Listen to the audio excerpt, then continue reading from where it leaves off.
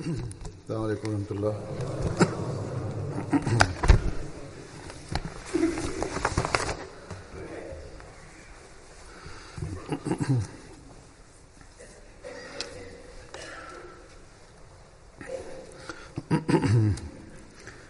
أشهد أن لا إله إلا الله وحده لا شريك له وأشهد أن محمدا عبده ورسوله أما بعد فأعوذ بالله من الشيطان الرجيم بسم الله الرحمن الرحيم الحمد لله رب العالمين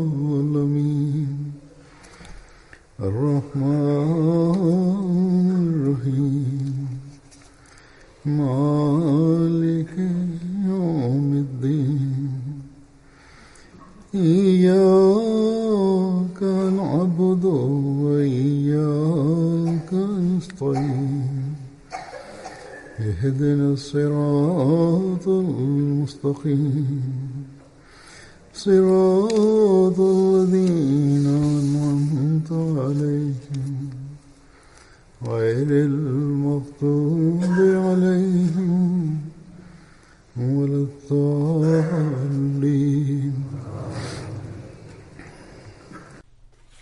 Shumë gra e burra më shkruajnë dhe më thonë edhe në takimet individuale që ata presin fëmijë, lutuni për të,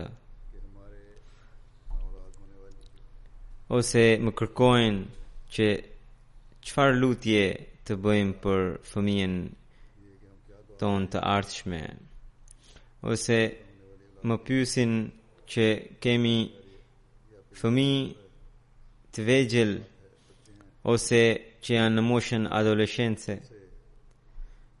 edhe shqetësohemi për edukimin e tyre. Çfarë duhet të lutemi për ta?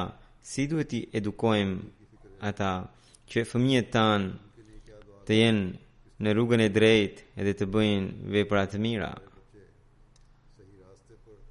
Me bekimin e Zotit të Madhrishëm, shumica e antarëve të xhamatit e kanë këtë mendim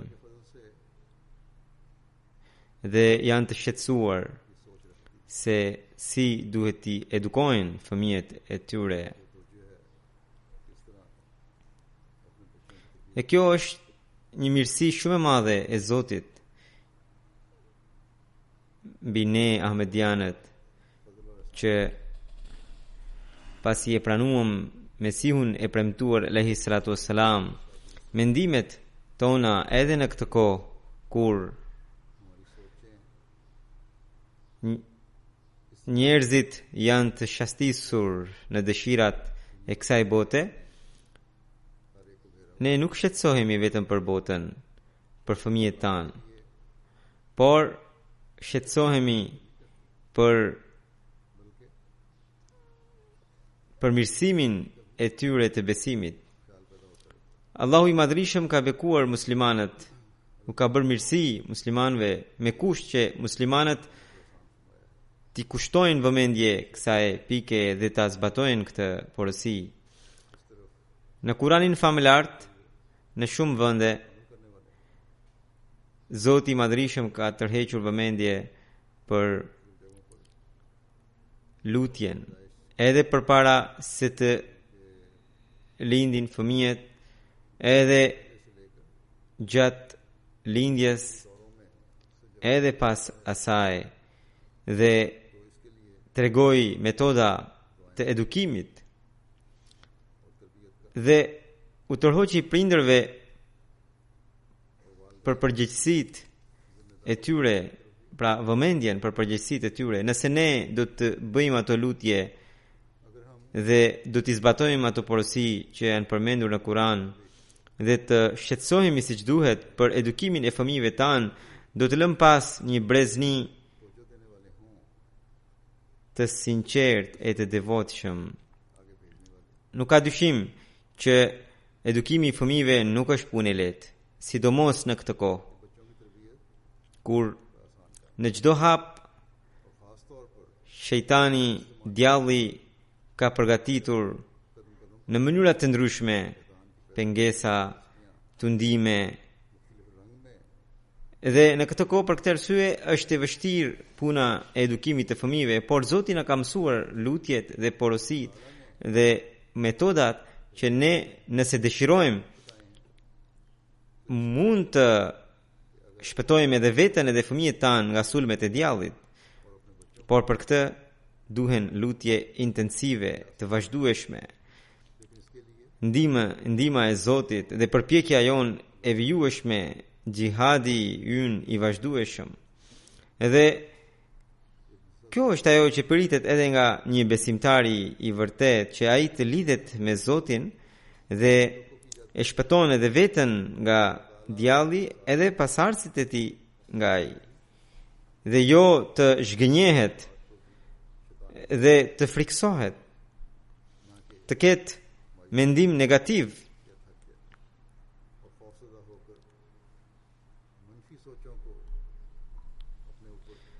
Një shembull i një mendimi të tillë negativ më doli përpara, kur një njeri ka shkruar që në këtë kohë kur bota po garon në materializëm, në parat, në pasuri,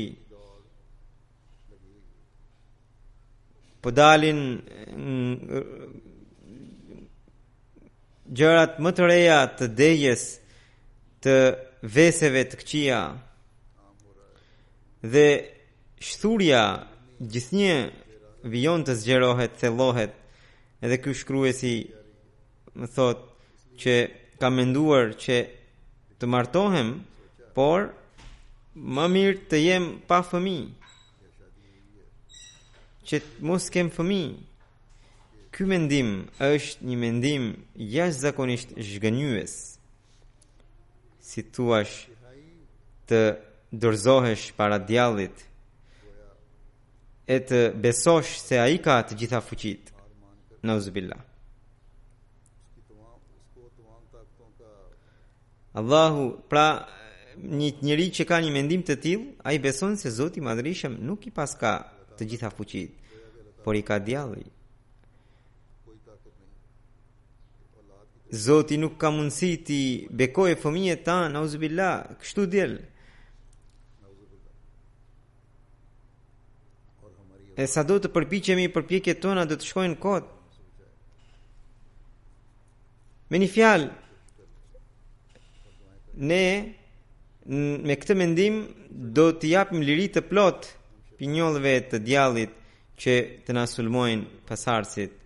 Ky mendim është jashtëzakonisht zhgënjyes dhe i rrezikshëm. Ata që besuan Mesiun e premtuar alayhi salatu wassalam nuk mund ta kenë një mendim të tillë kurse si. Revolucioni që do të sillte Mesiu premtuar alayhi salatu wassalam dhe për të cilin ai ka ardhur prej Zotit të Madhërisëm, ne duhet të bëjmë pjesë e atij revolucioni. Dhe për këtë ne duhet të përdorim të gjitha aftësitë tona dhe të japim frymë pasardhësve tanë, frymën e këtij revolucioni. Dhe për këtë duhet të lutemi, duhet të edukojmë ata që ata të pavarësisht nga të këqijat e shoqërisë, ne nuk do ta lejojmë djallin të ketë sukses.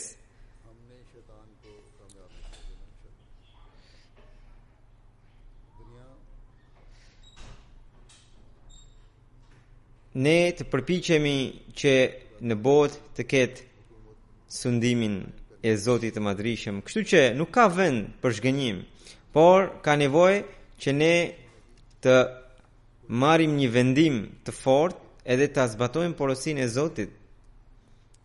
Allahu i Madhërisëm na ka mësuar lutje që të kemi fëmijë të dilirë. Në një vend përmendet duke u referuar Zakarias alayhis salam, një lutje në ka mësuar Zoti, që edhe ajo është që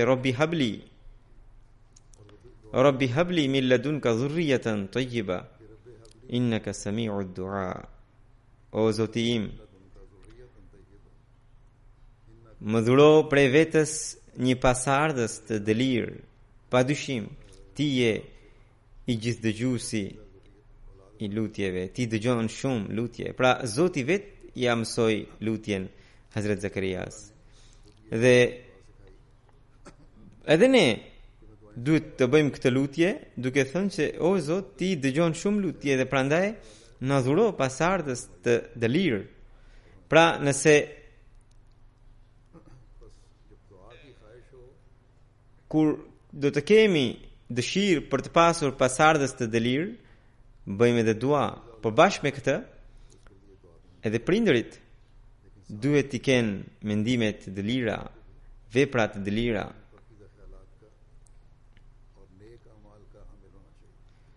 Dhe të kenë vetit e profetëve, të dëlirëve, çdo nën edhe çdo bab. Nga njëherë nënat janë më shumë të përkushtuara ndaj besimit dhe baballarët nuk janë. Nga njëherë anasjelltas.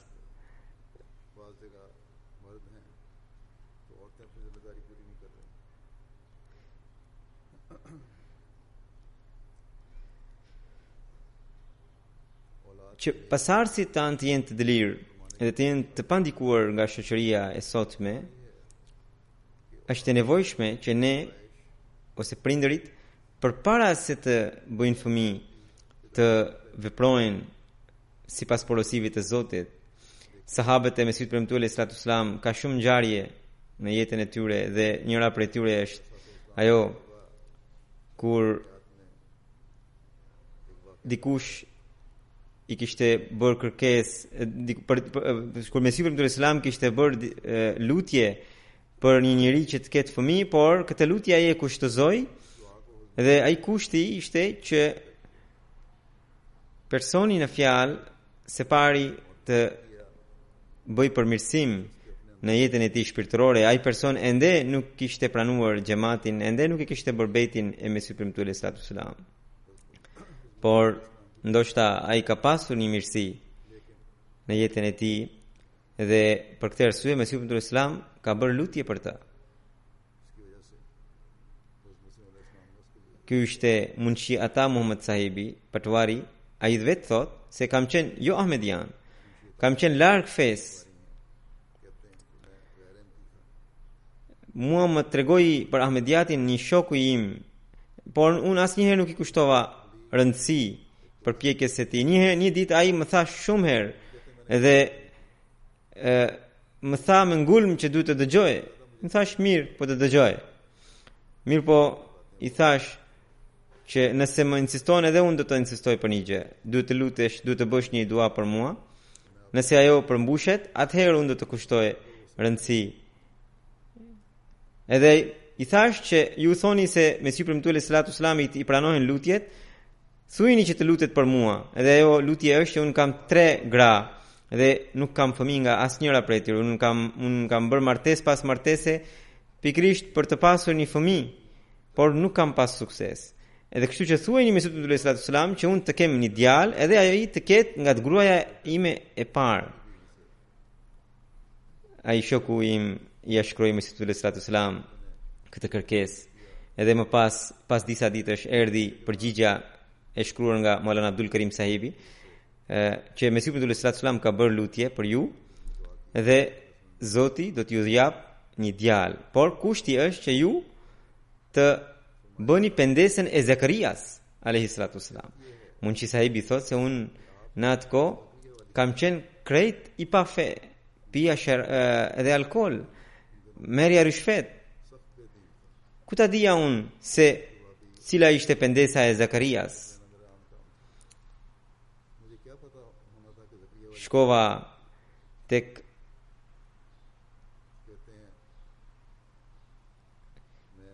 një xhami, shkova në një xhami dhe pyeta imamin e xhamis jo së pari imami i xhamis u habit se si ka mundësi që unë erdha në xhami, sepse ai edhe ai dinte për mua. Edhe kur I bëra këtë pyetje ai nuk më dha ndonjë përgjigje. Pastaj shkova te Molvi Fatehuddin Sahib Ahmediani edhe pyeta se cila është pendesa e Zakarias. Ai tha që pendesa e Zakarias është që ju të hiqni dorë nga pafeja dhe të përkushtoheni ndaj fesë, të falni namazet e 5 vakteve, të vini shpesh në xhami, të agjëroni, të hiqni dorë nga alkooli edhe rishfeti. Kështu kam filluar. Hoqa dorë nga alkooli, rishfeti, fillova të falja namazet e 5 vakteve. Nuk kaluan 5 apo 6 muaj që gruaja ime e parë filloi të qante. Kishte dyshim, pra e qova te një mjeke dhe doli që ajo ishte shtatzan. Edhe pastaj I thash që unë kam bërë kërkesë Mirza Sahibi që të vënte dua për mua, edhe kjo është pikërisht shenja e pranimit të lutjes së tij. Ndaj nuk ka nevojë për të shqetësuar. Kështu që unë pastaj I njoftova gjithë njerëzit në lagje që unë do të kem një djalë. Kështu që lindi pikërisht djalë, edhe më pas e pranova xhamatin dhe bëra betin. Kështu që Zoti I Madhrishëm nëse dëshiron ta bekojë dikë, mund ta bekojë edhe në këtë mënyrë që ai mund të ketë pasur një dëshirë për fëmijë dhe përmirësimi I tij në botën shpirtërore sjell të dyja bekimet, edhe fëmijën edhe besimin. Dhe Mesihu premtuesi sallallahu alaihi wasallam lutjen e tij e kishte kushtezuar pikërisht në këtë gjë, të cilin ai e kishte përmbushur. Kështu që lutjen e Zakarias alayhi wasallam që ne bëjmë për fëmijët tanë, duhet të bëjmë edhe për veten tonë, që ne të kemi përmirësim në jetën tonë.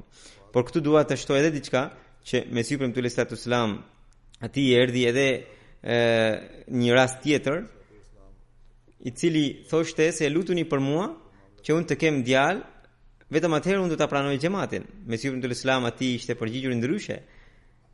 Përmbledhja e përgjigjes së tij ishte është që unë kam deklaruar të jem Mesihu premtuar, edhe deklarata ime nuk është që unë do të jap fëmijë njerëzve, djem sidomos, meshkuj.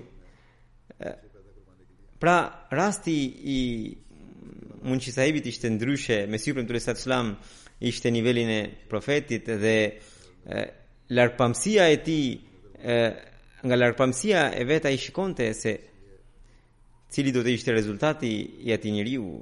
Dhe kështu që Mesihu premtuesi sallallahu alaihi wasallam me të u soll ndryshe dhe pati me siguri pati në një lajm prej Zotit.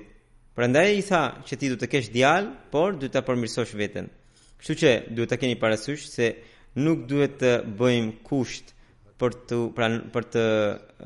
ndarësuar në xhamat, sepse disa njerëz edhe mua më shkruajnë që nëse do të ndodh kjo, atëherë do të bëhem ahmedian. Besimin nuk duhet ta pranojmë me kushte.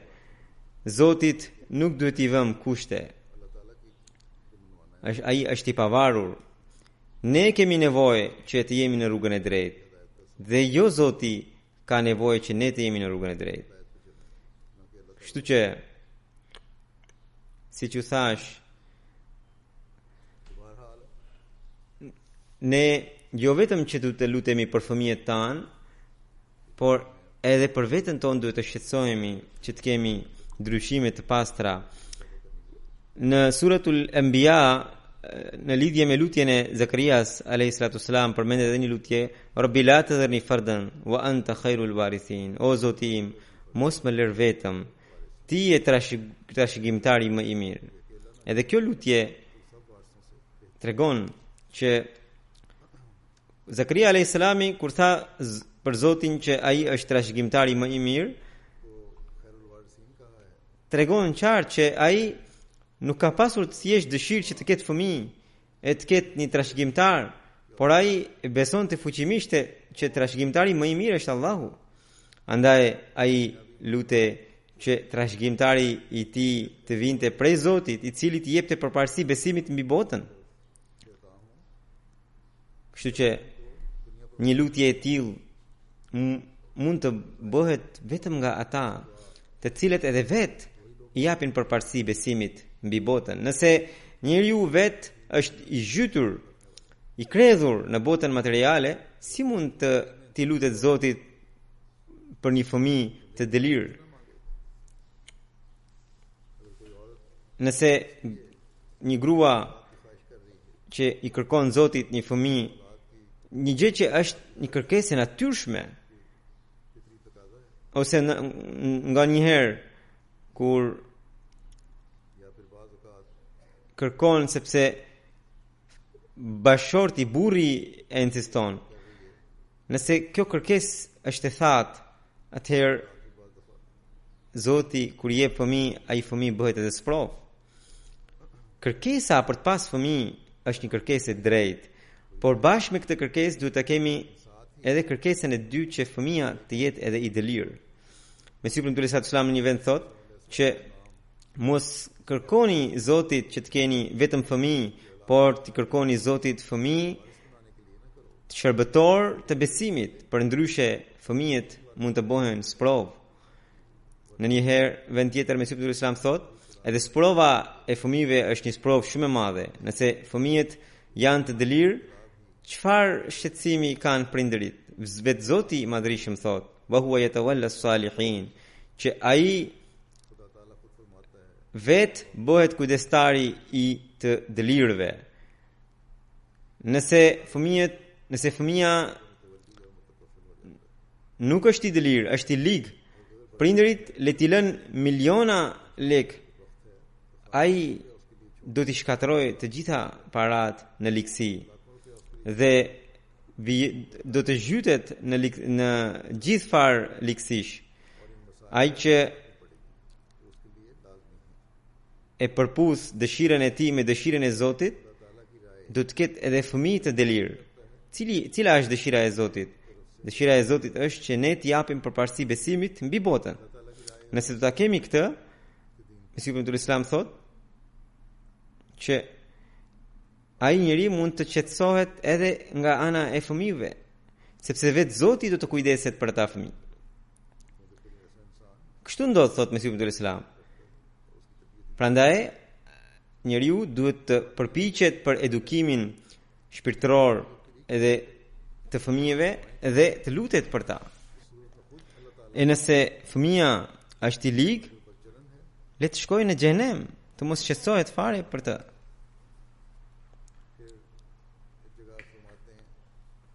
Në një vend tjetër, duke këshilluar, Mesiu premtuari Islam thotë, bëhuni edhe vetë të delirë edhe jepni fëmijëve shembullin e delirësisë dhe lutuni sa më shumë që edhe fëmia të jetë i delirë, sa më shumë që ju përpiqeni për të grumbulluar pasuri, të paktën po aq duhet përpiqeni edhe për edukimin e tyre shpirtëror, që ata të mësojnë fen, të kenë besimin. Pra, në botën e sotme, njeriu më shumë përpiqet për botën dhe shumë pak përpiqet për besimin. Edhe për këtë arsye, disa njerëz kalojnë në sprov nga ana e fëmijëve.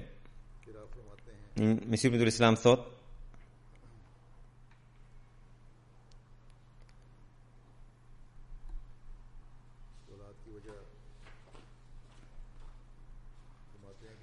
disa njerëz thotë kanë dëshirë të kenë fëmijë.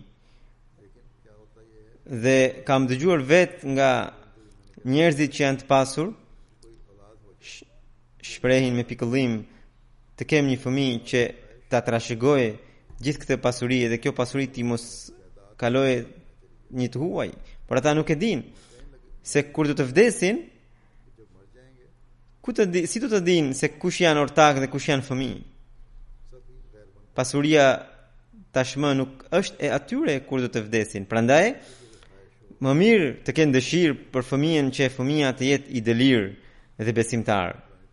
Prandaj, Zoti i Madhrishëm na ka mësuar këtë lutje, wa aslih li fi dhurriyyati inni tubtu ilayka wa inni minal muslimin, që më përmirëso fëmijën tim, unë padyshim kthehem tek ti dhe unë jam ndër të nënshtruarit. Në këtë lutje Zoti i Madhrishëm na ka tërhequr vëmendjen që ne të shqetësohemi për përmirësimin e fëmijës. Po gjithashtu na ka këshilluar të deklarojmë edhe vetë që edhe ne jemi pendues tek ai dhe jemi të nënshtruar. Kështu që bashkë me lutje, nëse ne do të kemi edhe veprën tonë, nëse do të kemi nënshtrimin total ndaj Zotit, atëherë ka mundësi që mund të pranohet lutja. E kjo përgjithësi njësoj është si për nënën ashtu edhe për babain, që ata vazhdimisht të luten për përmirësimin e fëmijëve të tyre dhe të vendosin shembuj nga ana e tyre. Nëse shembujt e tyre janë kundër lutjeve, nëse shembujt e tyre janë kundër këshillës që u japin fëmijëve, atëherë lutja nuk do të ketë efekt. Lutja për përmirësimin e fëmijëve nuk do të ketë efekt. Edhe nëse nuk i kanë këtë shembull, atëherë edhe kjo ankesë është e gabuar, që ne jemi lutur shumë për fëmijët tanë, por prap ata kanë zgjedhur rrugën e gabuar dhe Zoti na ka dërguar sprovë përmes tyre. Zoti i Madhrishëm na ka mësuar edhe një lutje tjetër në Kuranin famlar, një lutje të përsosur për ata njerëz që dëshirojnë të ruhen nga sulmet e djallit dhe të dëshirojnë të bëhen robër të gjithëmëshirshmit. Dhe njëra prej vetive të tyre është që ata luten që o Rabbana hab lana min azwajina wa dhurriyyatina qurrata a'yunin waj'alna lil muttaqina imama. O Zoti ynë, na dhuro prehjen e syve nga ana e bashkëshortëve dhe nga ana e pasardhësve tanë dhe na bëj udhëheqës të dëlirëve, të atyre që kanë ndrojë Zotin. Këtë lutje duhet të bëjnë edhe burrat edhe gratë për bashkëshortët, po ashtu edhe për pasardhësit. Nëse burrat edhe gratë kanë dëshirën e pastër që të kenë fëmijë të dëlirë, edhe të bëjnë këtë lutje, edhe pas lindjes së fëmijëve përpiqen. Pra, edhe pas lindjes së fëmijëve nuk përfundon puna detyra, por edhe nëna edhe babai në rrethin e vet vijon ta përmbush detyrimin e tij. Dhe kjo do të ndodhë atëherë kur edhe ata vetë ndjekin rrugën e takvas, rrugën e drujtjes ndaj Zotit, kur analizojnë veprat e tyre. Hazrat Mesih sallallahu alaihi wasallam duke u referuar këtij ajeti na ka këshilluar që një qëllim i nikahut, pra i martesës, është edhe ai që Kurani famlar na tregon në suratul Furqan, dhe ai është që walladhina yaquluna rabbana hab lana min azwajina wa dhurriyyatina qurrata a'yunin waj'alna lil muttaqina imama, që besimtarët janë ata të cilët luten që o Zoti ynë, na dhuro prehjen e syve nga ana e bashkëshortëve dhe nga ana e pasardhësve tanë, dhe na bëj që ne të jemi udhëheqës të devotshmeve, të atyre që kanë drujtje ndaj Zotit. Pra, edhe këtu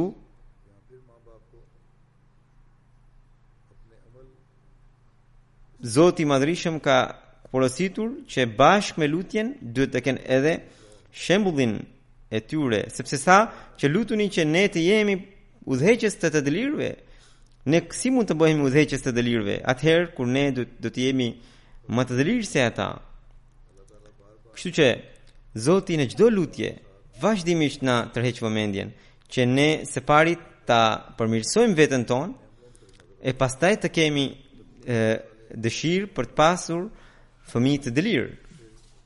Pastaj duke treguar se pse njeriu duhet të ketë dëshirën e për të pasur fëmijë, edhe cili është qëllimi i ardhjes së njeriu në këtë botë. Mesiu premtuar alayhi salatu wassalam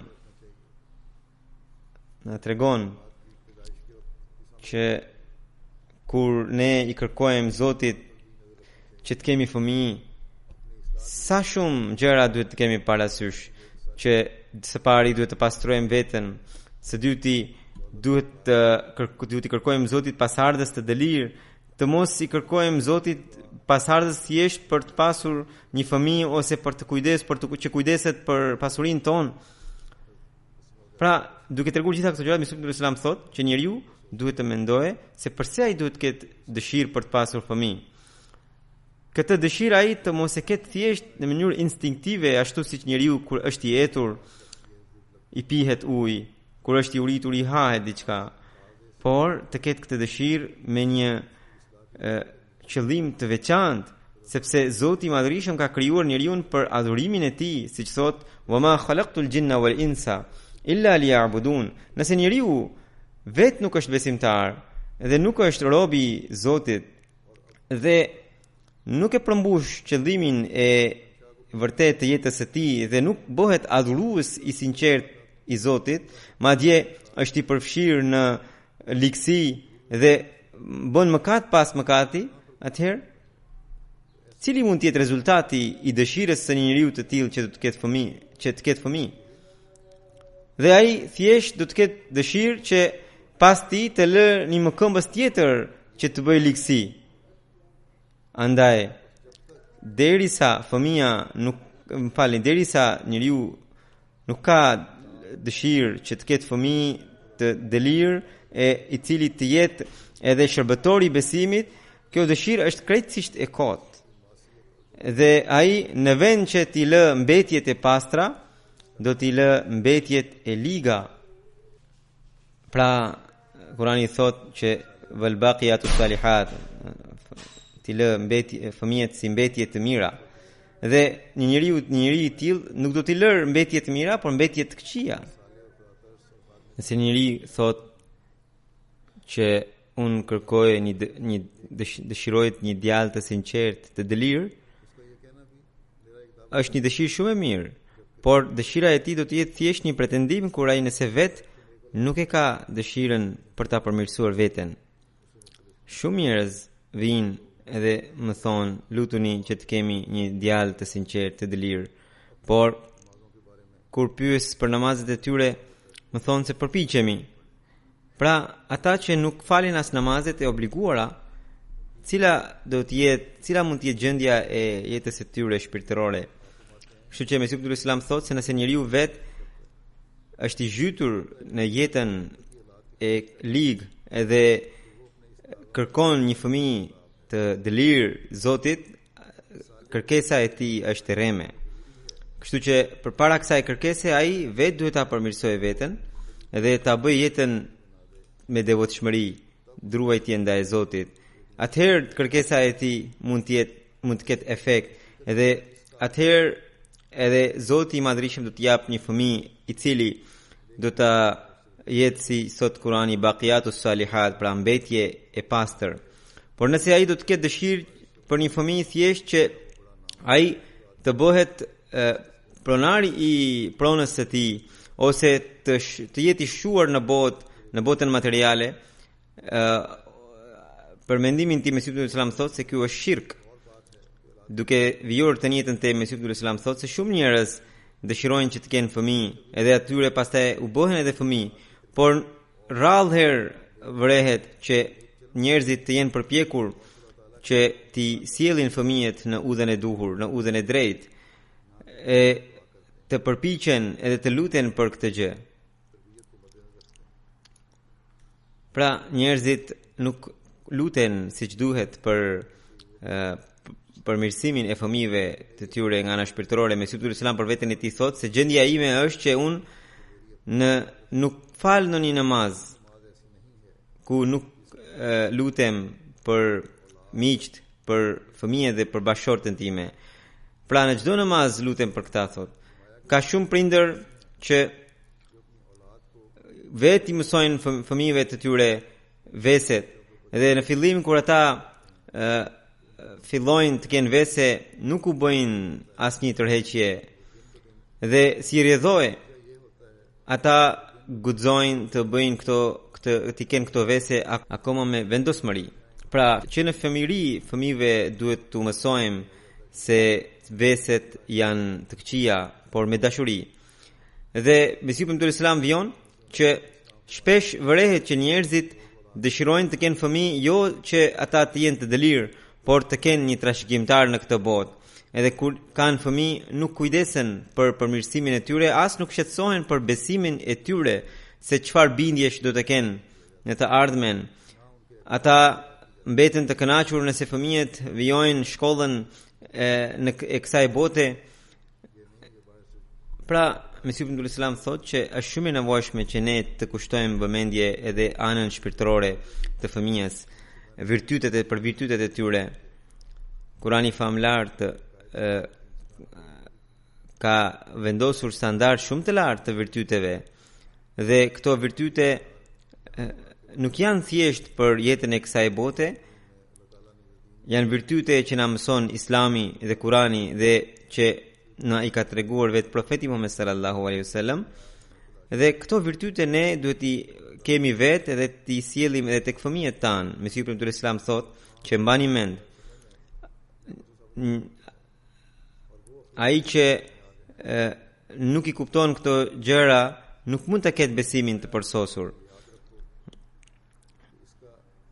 Mesihu Premtuar Islam thotë që Zoti i Madhërisëm çdo herë kur e përmend dëshirën për të pasur fëmijë, pra dëshirën e njerëzve për të pasur fëmijë, e ka lidhur me besimin, siç thot Rabbana hab lana min azwajina wa dhurriyyatina qurrata a'yunin waj'alna lil muttaqina imama. O Zoti ynë, na dhuro prehjen e syve nga fëmijët tanë, nga bashortët tanë, dhe na bëj që ne të jemi udhëheqës të devotshmëve. Dhe kështu që edhe kjo lutje Zoti i Madhërisëm i referoi atyre njerëzve që dëshirojnë të jenë të devotshëm. Kështu që kjo lutje nuk është thjesht lutje për të pasur fëmijë, por është një lutje që së pari vetë ne të jemi në rrugën e takvas, edhe pastaj edhe për fëmijët që ata të ndjekin rrugën e takvas. Më tutje Mesihu Premtuar Islam thot: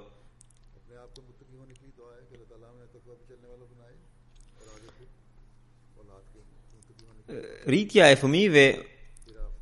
e fëmijëve mos e bëni thjesht nga mëshira ose thjesht që ata të jenë pasardhës tuaj, por ta bëni që ata të jenë njerëz me takva dhe ju të jeni udhëheqës të tyre. Sa janë njerëz që luten për një gjë të tillë, që fëmijët të jenë kujdestar të fesë, pa kush e bën këtë gjë. Shumica janë të tillë që janë krejtësisht të pavëmendshëm ndaj kësaj pike. Shumë janë ata të cilët duan fëmijët thjesht të kenë trashëgimtar, dëshirojnë që pronën e tyre të mos marrin ortakët ose dikush tjetër. Mbani mend se kështu ju e shkatërroni besimin tuaj.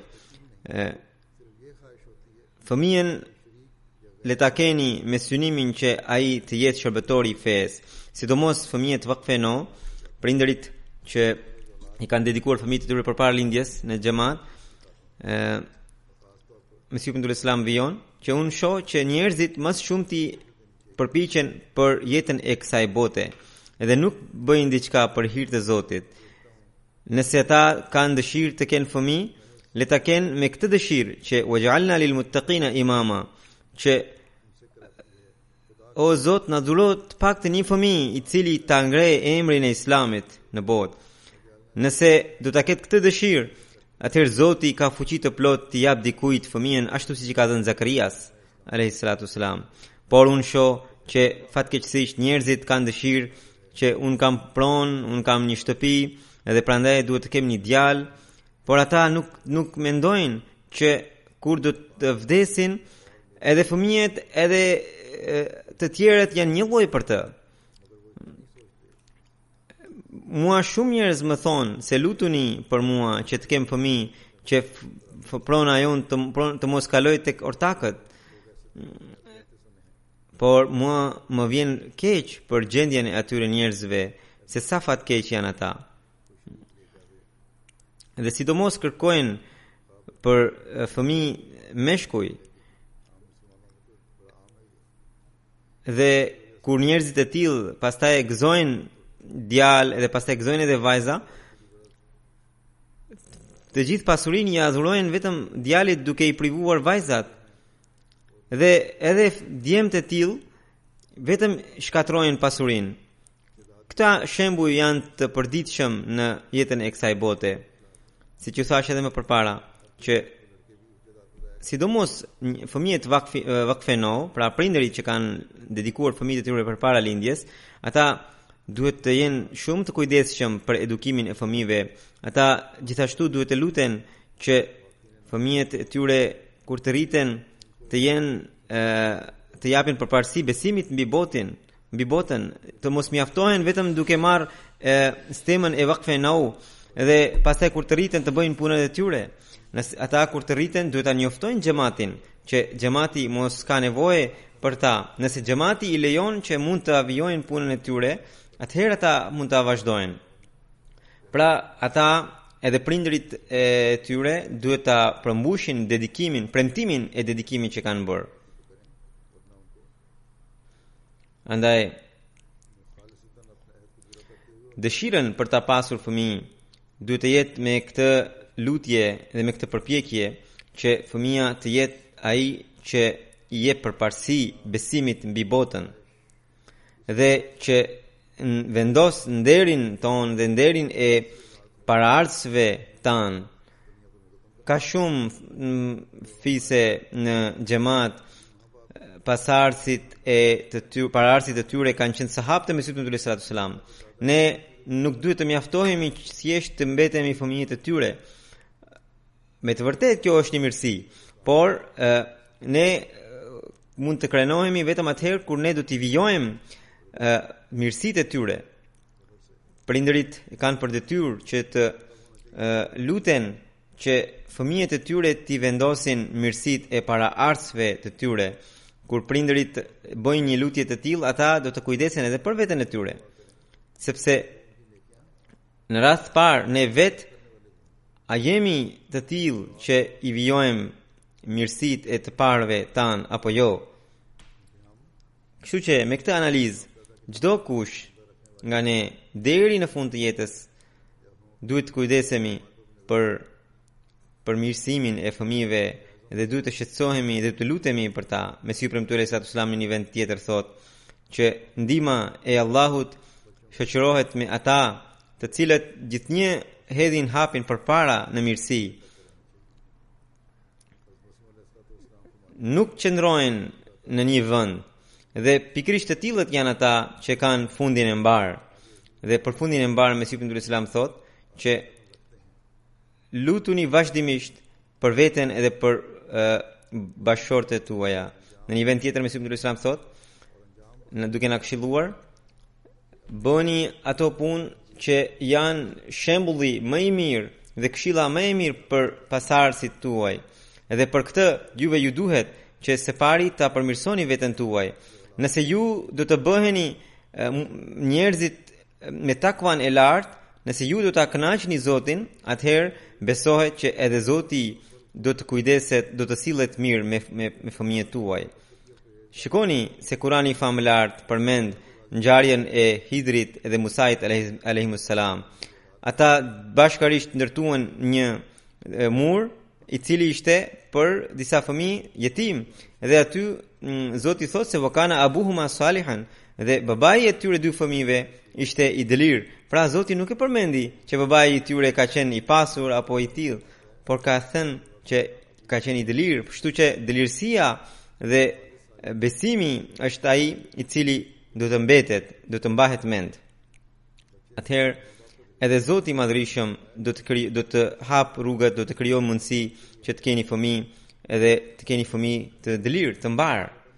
Kështu që ky është ai parimi kryesor për të cilin Mesiu premtuar Islam na tërheq vëmendjen vazhdimisht Edhe në fakt e gjithë kjo që ka thënë Mesihut Islam është në dritën e Kuranit famlar, që kur prindërit vet kanë shembullin e tyre, ky shembull shërben fëmijëve.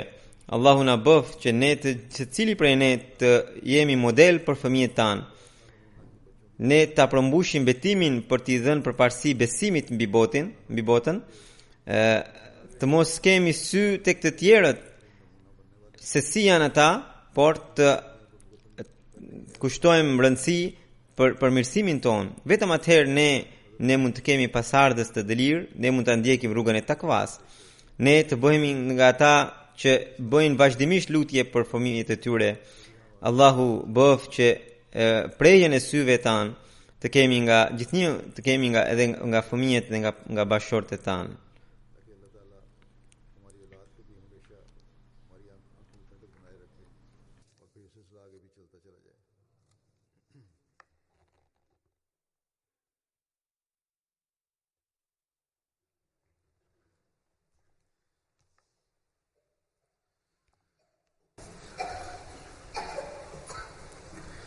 الحمد